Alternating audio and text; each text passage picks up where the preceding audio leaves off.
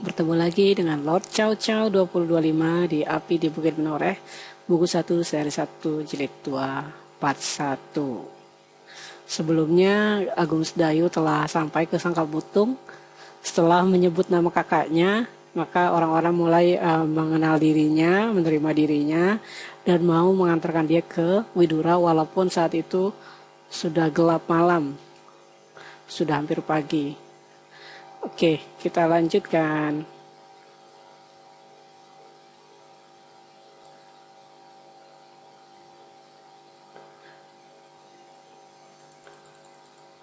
Tetapi Agung Sedayu tetap membisu, dan Demang itu pun kemudian tidak berkata-kata lagi. Setelah mereka naik ke pendapa, demikian mereka naik ke pendapa, dadang Agung Sedayu berdesir tajam.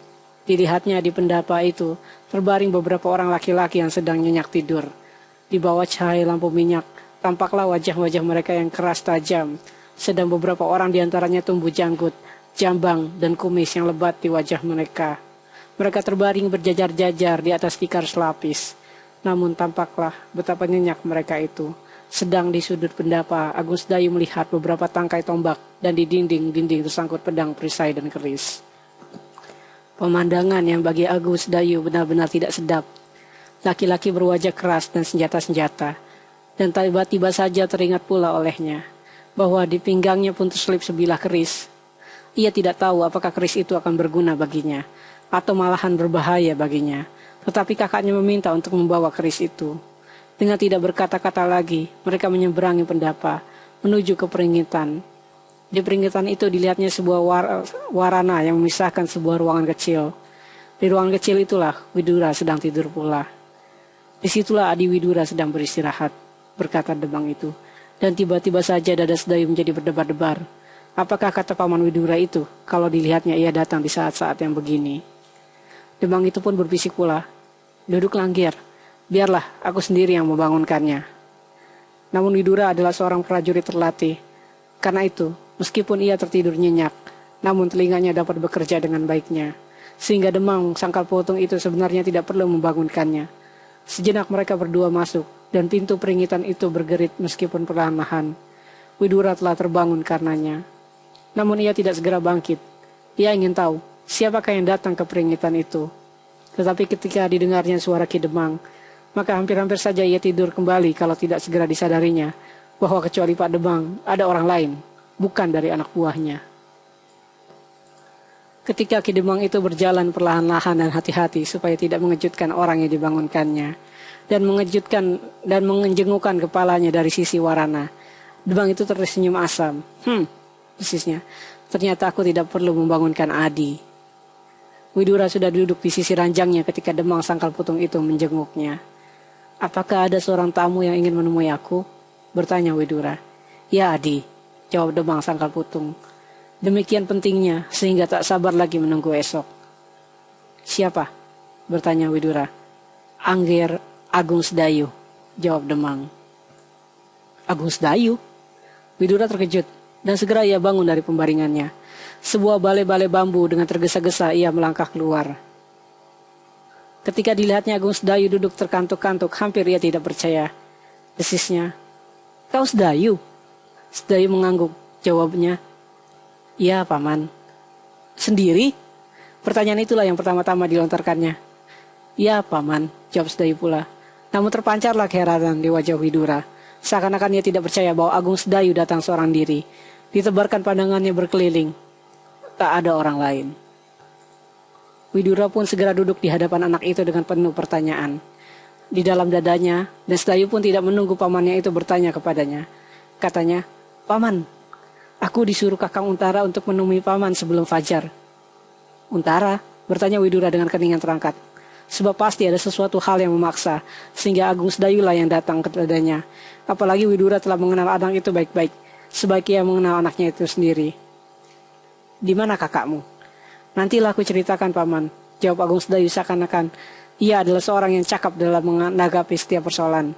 Ada yang lebih penting dari Kakang Untara. Oh, saut pamannya. Apakah itu? Maka Agung Sedayu menyampaikan berita yang pernah didengarnya dari mulut kakaknya dan orang aneh yang menamakan dirinya Kiai Grinsing.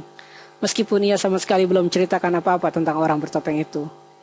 Widura mendengarkan berita itu dengan penuh minat. Diperhatikannya kata demi kata yang keluar dari mulut Sedayu. Dan tiba-tiba ia bertanya, "Kenapa Untara sendiri tidak datang kemari? Apakah anak itu sudah harus kembali ke Pajang?" "Belum, Paman," sahut Sedayu. "Kakang Untara masih akan tinggal di rumah. Tugasnya di sekitar Jati Anom belum selesai." Dan dengan serbe singkat diceritakannya bagaimana mereka berdua dicegat oleh pandai besi Sendang Gabus, Alap-Alap Jalatunda, dan 2 orang kawannya, sehingga Untara terluka karenanya. Widura mengangguk-anggukkan kepalanya. Namun sempat juga ia bertanya, "Kau dan kakakmu bertempur berpasangan?" Agus Dayu menggerutu di dalam hatinya. Pamannya masih saja suka menggodanya. Tanpa disengaja ia menoleh, memandangi wajah Demang Sangkal Putung yang tegang itu. Ia tidak akan dapat berbohong kepada pamannya, namun ia malu mengakuinya di hadapan orang lain. Pamannya melihat kesulitan itu, maka segera ia bertanya, "Adakah Untara akan segera menyusul?" "Aku tidak tahu, Paman," jawab Sedayu. "Luka itu agaknya parah juga." "Baiklah," berkata Widura itu kemudian. "Kami sangat berterima kasih kepadamu dan kepada Untara. Waktu kita tinggal sedikit. Lain kali kau dapat bercerita tentang perjalanan itu lebih panjang lagi. Kami pasti akan senang mendengarkannya. Tetapi sekarang aku menghadapi pekerjaan yang berat." Lalu kepada Demang Sangkal Putung itu Widura berkata, "Kakang Demang, persoalannya pasti akan segera menyangkut ke Demangan ini pula. Lumbung padi dan palawija serta segala kekayaan harus kita selamatkan. Persediaan makanan itu sangat berarti bagi kita dan bagi sisa-sisa laskar penangsang itu. Karena itu, apakah Kakang Demang bersedia menyerahkan Jagabaya dan anak buahnya kepada kami untuk bersama-sama mempertahankan lumbung itu?" "Tentu, Adi," jawab Demang itu. "Sebab apabila lumbung itu lenyap, kami pun akan kelaparan, istri-istri kami dan anak-anak kami, dan dengan demikian kami pun tidak akan dapat membantu perbekalan untuk Pajang." "Terima kasih, Kakang," sahut Widura. "Siapkan mereka. Jangan dipergunakan tanda-tanda. Kita harus bersiap dengan diam-diam, supaya laskar penangsang itu tidak mengetahui persiapan kita. Tempatkan mereka di halaman Banjar Desa. Aku akan menyiapkan orang-orangku. Segera kita akan bersama-sama mengambil keputusan apa yang akan kita jalankan." Sangkal Putung yang diam itu kemudian seakan-akan terbangun dari tidurnya.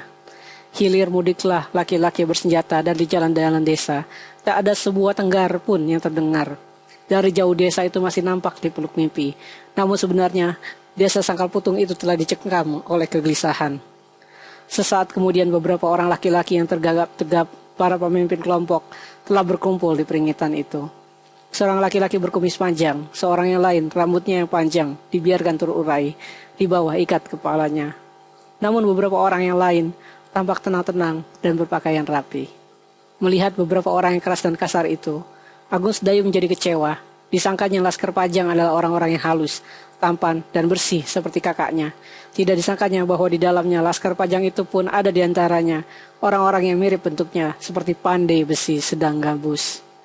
Widura dengan tenang mengulangi keterangan-keterangan dan berita yang disampaikan Sedayu kepada mereka, satu demi satu, dan telah pula ditambahkannya dengan kemungkinan-kemungkinan yang terjadi atas Sangkal Putung itu. Sesaat kemudian, pengingitan itu menjadi sepi. Masing-masing sedang mencoba merenungkan dan membayangkan apa yang akan terjadi. Dan tiba-tiba kesepian itu dipecahkan oleh suara seorang yang sudah setengah umur duduk di sudut ruang itu. Katanya, "Adakah Ki Lurah pendapat dengan aku bahwa laskar penangsang itu adalah laskar yang beberapa hari yang lampau berkeliaran di Karang Anom?" "Ya," Widura mengangguk, "aku sependapat." "Kalau demikian," orang itu meneruskan, "laskar itu dipimpin langsung oleh Macan Kepatihan Jipang." Semua orang serentak menoleh kepada orang itu dan kemudian memandang wajah Widura seperti minta penjelasan. Widura pun kemudian menjawab, "Aku kira demikian. Laskar itu dipimpin oleh Toh Pati, yang juga disebut Macan Kepatihan, Kemanakan Pati Mantahun." Terdengar beberapa orang menggeram, dan berkata salah seorang, "Laskar di Karang Anom telah bergerak ke timur, tidak ke barat. Sekarang ternyata gerakan itu adalah sebuah cara dari mereka untuk mengelabui kita. Dan kita pun agaknya hampir-hampir saja ditelan oleh macan yang cerdik itu. Untunglah Untara ada di Jati Anom, dan untunglah bahwa Sedayu sempat menyampaikan berita itu kepada kita." Semua mata pun kemudian memandang Sedayu dengan penuh ucapan terima kasih. Mereka mendapat kesempatan membela diri sebelum mereka diterkam oleh Macan Kepatihan yang cerdik. "Kalau Angger Untara sekarang ada di sini," desis orang setenggar umur di sudut itu. "Kenapa?" bertanya yang lain. "Macan itu tidak akan berbahaya," jawab orang setengah umur itu. Beberapa orang mengangguk-anggukan kepalanya. Namun seseorang dari mereka, seorang yang berwajah tampan dan bergelak akar di pergelangan kirinya tampak tersenyum. Senyum yang aneh. Agung Sedayu melihat senyum itu dan tiba-tiba hatinya menjadi tidak tenang. Yang berkata kemudian adalah Widura. Kita tidak akan menunggu mereka. Kita sambut mereka di perapatan Pandean. Kita pagari desa ini dengan benteng pendem. Karena agaknya laskar mereka lebih besar. Maka mereka kita sergap sebelum mereka menyadari kehadiran kita. Orang-orang itu pun mengangguk-angguk. Dan tiba-tiba berkatalah orang setengah umur itu. Meskipun Angger Utara tidak di sini, bukankah telah dikirim adiknya untuk menjanakan macan kepatihan itu? Dada Agung Sedayu seperti akan meledak mendengar kata-kata orang yang setengah umur itu. Bukankah dengan demikian berarti harus berhadapan dengan macan kepatihan itu? Meskipun Agung Sedayu belum pernah melihat orang yang bernama Topati dan bergelar macan kepatihan, namun mendengar namanya saja, Agung Sedayu sudah hampir pingsan. Apalagi kalau ia harus melawannya. Lututnya tiba-tiba menjadi gemetar ketika beberapa orang mengangguk-angguk dan bergumam, tak ada bedanya, Untara atau adiknya. Dengan tidak disadarinya, Sedayu memandang wajah pamannya, seperti seekor anak ayam yang minta perlindungan pada induknya.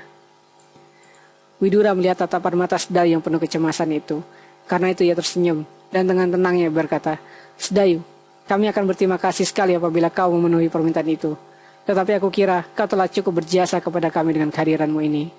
Kemudian kepada orang-orang Widura berkata, Agung Sedayu baru saja menempuh perjalanan yang berat. Berdua dengan Untara anak ini terpaksa bertempur melawan pandai besi Senang Gabus dan alap-alap Jalatunda sekaligus, beserta 2 orang kawannya. Karena itu biarlah ia beristirahat. Orang setengah umur itu menjadi kecewa. Demikian pula agaknya beberapa orang lain. Terdengar seorang di antara mereka berkata, lalu siapakah yang akan berhadapan dengan macan yang garang itu? Kata-kata itu adalah suatu pengakuan atas kesaktian macan kepatihan, sehingga mereka menjadi cemas karenanya. Yang menjawab pertanyaan itu adalah Widura. Karena aku yang bertanggung jawab atas kalian dan daerah ini, maka aku mencoba melawan Topati yang sakti itu. Tetapi kalau Kakang Widura terikat dalam pertempuran melawan macan kepatihan, siapakah yang akan memimpin kami? Bertanya yang lain. Widura terdiam. Tugasnya sedemikian berat, sehingga tidak segera dapat menjawab pertanyaan itu. Tiba-tiba anak muda yang berwajah tampan dan bergelang akar di tangannya itu berkata, apakah aku diperkenankan melawan macan kepatihan itu? Semua orang memandang kepadanya dengan penuh pertanyaan. Anak itu masih muda, tidak saja muda umurnya, namun anak itu pun belum lama menggabungkan dirinya pada laskar Pajang yang dipimpin oleh Widura itu. Namun memang di beberapa pertempuran tampaklah ia melampaui keterampilan kawan-kawannya, sehingga dalam waktu yang singkat anak itu telah diangkat menjadi salah seorang pemimpin kelompok anak-anak muda dalam laskar Widura itu. Widira pun tidak segera menjawab. Ia memang melihat kelebihan anak muda itu. Dan dikenalnya anak muda yang bernama Sindati itu sebagai salah seorang murid dari Kitambak Wedi dari lereng Gunung Merapi. Karena Widura tidak segera menjawab, Sindati itu mendesaknya, katanya, Kakang Widura, berilah aku izin. Aku akan mencoba apakah nama yang menakutkan itu sebanding dengan kesaktiannya. Widura menatap mata anak muda itu.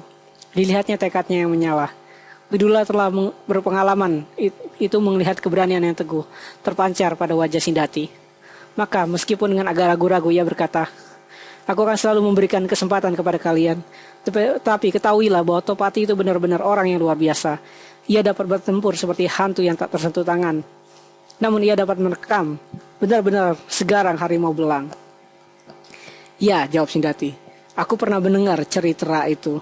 Tubuh Topati dapat berubah menjadi asap dan bernyawa rangkap. Tetapi selama asap itu masih kasat mata, akan aku coba untuk menangkapnya. Widura mengangguk-angguk. Ia pun mendengar bahwa Kitambak Wedi memiliki kesaktian yang luar biasa pula. Bahkan demikian saktinya, sehingga orang menyebutnya dapat menangkap angin. Apakah Sindati juga mampu menangkap asap? Kemudian berkata Widura itu, terserahlah kepadamu Sindati. Aku akan memberikanmu kesempatan.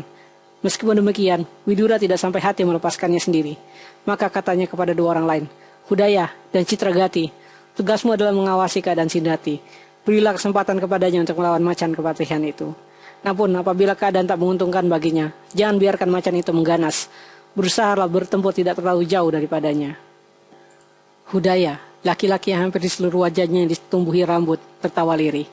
Matanya yang bulat tajam memandangi Sindati seperti tak mau melepaskannya. Katanya, baiklah. Tetapi anak muda, jangan bermain-main dengan harimau itu. Baiklah Kakang, jawab Sindati. Citragati, Orang setengah umur yang mengharapkan kehadiran Untara itu pun tersenyum. Katanya, baiklah, aku sudah lama tidak melihat perkelahian yang berarti. Mudah-mudahan Angger Sindati dapat menyelesaikan pekerjaannya. Sindati tersenyum.